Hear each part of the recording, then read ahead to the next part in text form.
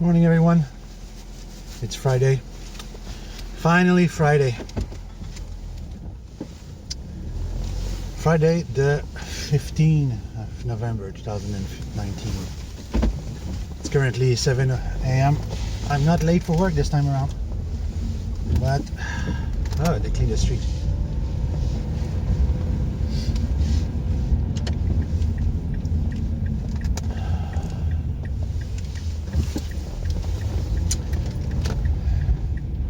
The lottery's been good to me lately. It's been paying well a good couple of times. I feel that it's a matter of time before it bursts. It gives me a big shot. You know, sometimes you want to do good for people, and you that generosity put pressure on yourself, thinking that for that person to like you, it's a must that you have to do this. And then it's a vicious circle of being stressed and depressed because you're not achieving your goal into making people happy, when in truth in life it's yourself that's important, that you are happy with yourself in a positive, constructive way, not happy just being high and taking drugs all the time, like a certain person I know. My nephew called me and my mom Wednesday night at around 8:30. He was asking me or her for a lift to go to one of his friends this late. I'm sorry, but no, I was in bed about to sleep, and my mom was the same thing. And we knew he wanted to go for a drug run and get his hashish or get his weed or whatever he takes. And he was working the next day. I don't think he grasped the concept that when you work during the week, try to focus on your job, try to focus on your work, leave the leisure drugs on the weekend. You can blow your mind off the entire weekend if you want to. As long as you're up for work on Monday morning, the rest doesn't matter. But during the week, it's clean, sober working time. That's how it should be. We don't live in a dystopian socialist society yet, and some of us need to work to pay for the people on welfare, and that doesn't do jack shit with their life. So the more that contributes, the better it is. And I was listening the other day when I was at the dépanneur to one of the guy that lives around where I live, and this guy's been on welfare all his life. For 20 years I lived there. For 20 years this guy's been there doing nothing. He's on welfare all the times. I don't know how he keeps earning his welfare, but you know, it doesn't matter if your back is shut. You can still work in a call center. That doesn't require any back or any shit like this. And you can earn a decent salary in a call center. But that guy's just plain lazy. Like literally, like he could do something with his life. And back a few years ago, 7 to 8 years ago, this young man, probably 5-6 years younger than me, he was also on welfare. But each time I was calling him that I say like I need help today to work with, he was at my door within 5 minutes. I was paying him cash, and he was more than happy to come and help. This guy could follow direction like this, and really you explain once and he gets it and he does it. And then when you explain him a plan and what to do, he remembers it and he does it properly. And I think he went to live somewhere up north where there was more work for him and he didn't have to talk English. Because here around where I live, you have to be bilingual. It's one of the prime requirement if you're gonna work, because it's the South Shore of Montreal is a bilingual society. There's a lot of French and English, and if you only talk English here, you can get by, no problem. You might land on some disgruntled French people that don't want to talk English. My wife learned English. It took her 5 years to master, to properly grasp French and speak it properly. And my sister-in-law, she's still learning after 2 years now. French is not easy to learn, literally. Anyway, back to the topic of so yesterday I went up to Gatineau in Ottawa, and that too is it's a bilingual region. Everybody talks French and English, and they talk French to English and English to French, and everybody understands. Nobody makes a fuss about it, and they're used to it. It's like literally. And one of the things I like is when you're on the Ottawa side, the Ontario side, if you have a Quebec plate on your truck, on your vehicles, the police don't bother you. Doesn't matter what you do, the police don't bother you. And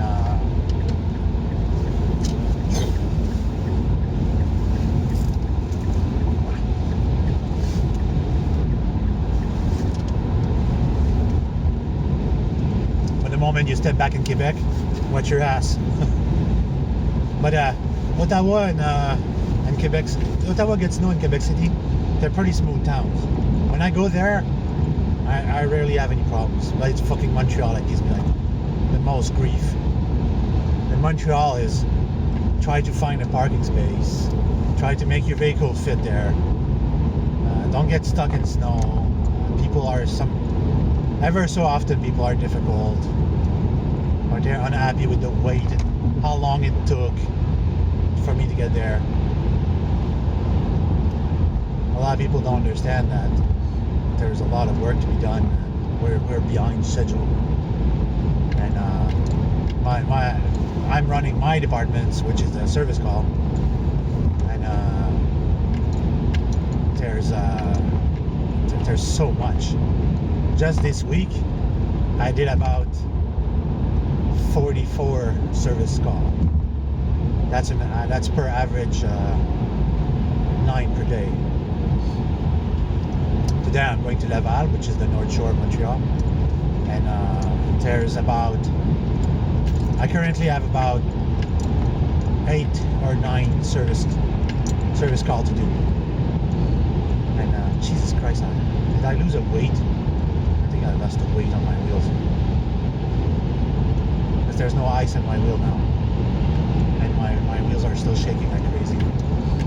I think I'm gonna have to get my front wheel rebalanced.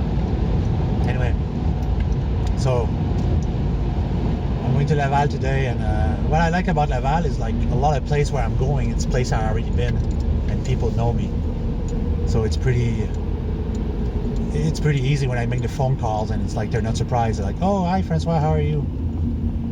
And "Oh yeah, you're coming to fix that chair." We call like 1 week or 2 weeks ago. That's fast, and they're very happy to see me.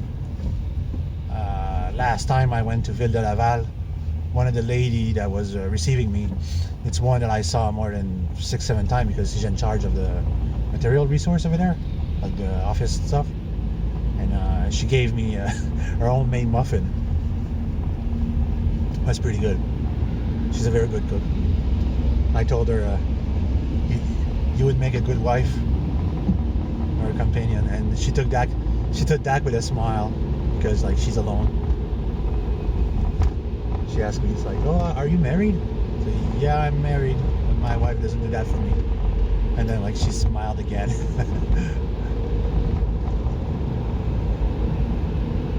If I would walk around with my phone numbers and tell them like, "Oh, you're feeling lonely? Just give me a call. I'll be more happy to fill out your loneliness." I would make a fortune. I wouldn't be lonely.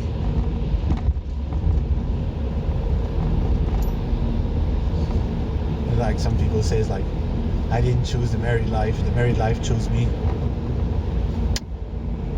My wife knows what kind of man she has, and she's very happy. It's me that's not really happy all the times. I have expectation of my own, not expectation from my family or my dad or my mom or anyone else. Dad, for me, I have my own expectations, and sometimes it's disappointing to see that I'm already this far in life, and I'm not there yet. You know, back in our grandparents' days, they worked so hard in their life without safety measure or anything like this, or health conscious measure, and they wear out their body really fast. If you take an example, my dad, which is he is 73 years old. Well, technically speaking, he has the body of an 80-year-old man because he worked harder than me all his life. And if you take me in comparison to one of my friends who is 10 years older than me, I look older than him because I worked harder than him all my life. He worked in the office managing the store all his life, being in school studying. And well, I'm not gonna add more because he's my friend and I'm not jealous of him, but you know, that's his life path. But like, you see a guy that, you know, you watch at his hand and you know that his hand didn't work much in his life. Mine either, because I protect them. But two of my friends who are black guy, both from Asia, Haiti, they both strive to get where they are now today, and the idea of success. And two guys from the same place, and you can see two different attitudes. One was more willing to work harder and strive and push to get where he is, and the other one was just expecting things to fall down on his lap and playing the race card because he think that because he's black everything is more difficult. But you look at their hands and you see one that the hand is really worn out. It's very leathery. The guy really worked hard to get where he is. He has a house, he has 2 cars, he has a wife, 2 kids that he loves very much, and it's not someone that I particularly like, but I admire him for all the hard work and where he is now. He didn't get there by doing nothing. He get there not playing the rest card. He get there by working hard. He told me that during a time in his life he worked 3 jobs, and I said, like, yeah, me too, but probably not as hard as you did. And yeah, and the other one is not willing to do the effort to get what he needs, get what he should get to provide for his family. Right now, last I heard, he's on welfare.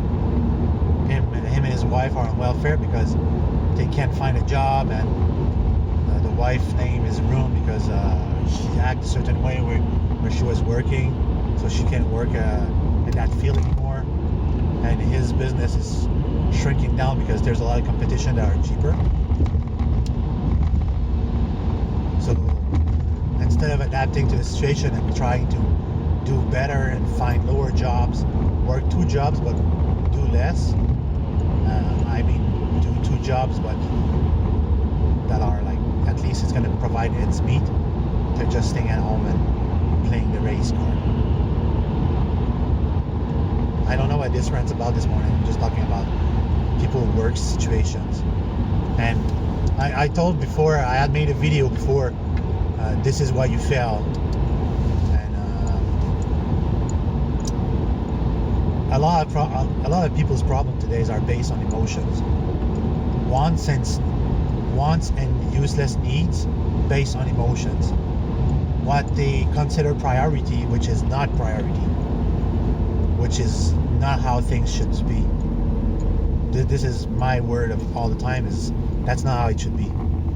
That's not how it works. If you have a family, you're within an obligation, a parental obligation, to take care of your household, to make sure that your kids are striving in a positive environment and to maintain a certain level of success and happiness in their life. But their kids, each time I see them, there's never a smile on their face. And I never see these kids smiling. It's always playing the race cards and hearing their parents saying negative things all the time. What kind of environment is that for a kid? The kid should be outside playing with others, interaction with other people, with other kids, and having fun. Not being cooped up at home because the dad doesn't want the kid to socialize and learn frivolous things, which is the system.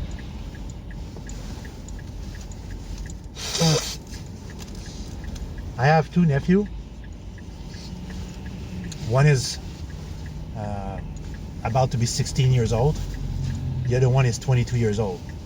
And they both grew from the same mom, but because one was more difficult than the other and didn't adapt, the mom threw away. She, at 11 years old, she threw him back to his dad's. She said, "You're going to live with your dad."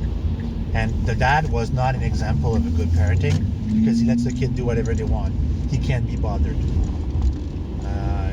It's their responsibilization. He doesn't want to deal with the kids' problems and all these shits, and they're annoying, and it's never something positive about kids. And the dad is one hell of a jackass. I don't like him particularly. So, and the other one, my other nephew, the younger one, the mom, it's his mom pride and joy. She materialized him so much.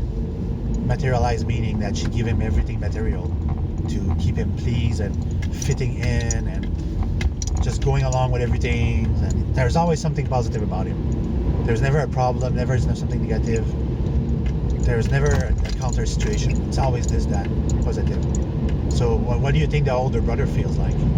He wants his mom to love him, but because he looks so much like me and he's following the exact same path, except I never took drugs, that she doesn't like him, and she will never give him what he wants. He will never be fulfilled in his life because of that. For me, I was fortunate enough to have two loving parents that really cared about me and gave me all the help I need. So just having the confidence of your parents behind you is the world. You know, it's the best thing in the world to know that your parents love you. They have all the confidence in the world about you. They know you're not going to fail. So just that by itself it's the world, you know. It helps you grow better. But people who didn't have one parent or the two parents behind them, I really feel bad for them because they don't know what having the love of their parents is to you. For me, this weekend, I don't know. I want to go see my dad because it's been like more than 7 months I did see my dad. Too much work. I don't have time or energy on the weekend to drive more, but I'll do it this weekend. I'm gonna go see my dad. I'm gonna call him. Anyway, that's it. I'm at work and it's gonna be a very long fucking video. Have a good day, everyone, and have a good weekend.